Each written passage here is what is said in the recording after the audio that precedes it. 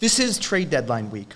I'm wondering if you could tell us the one trade in your time as an executive, either as a GM or assistant GM, that you were like, it was going to get done and you loved it and it didn't get done. Oh, wow. You got one that, it feels like when you were GM, it feels like you almost got Manny Ramirez like a half dozen times. And you right? said that, yeah, you're right about that. You're so right about that. There was a couple of times we thought we were going to get Manny Ramirez. It was going to happen in the winter meeting.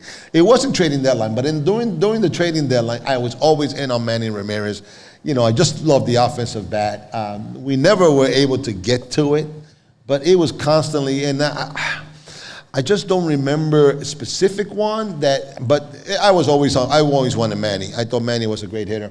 Don't get me wrong, one thing that I think I always wanted when I was a general manager is I had the attitude, and especially here in New York, hey man, let's go for it. You know, one thing, and also is never was afraid to give up prospects because I always felt so confident in myself and my staff that we were going to be able to replace them.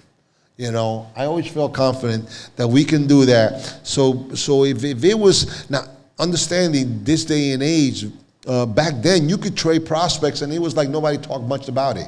You guys now you trade a prospects like you trade a Babe Ruth. Like, hey, relax, you know. I was taught that prospects become suspects real quick sometimes. So to me, Manny was one that I was always there. I mean, but the one trade that I thought that kind of, you guys can think about it, it was in, I believe, 2006 when we traded for Oliver Perez. Now, Oliver Perez helped us get there. But Dwayne Sanchez was huge to our bullpen.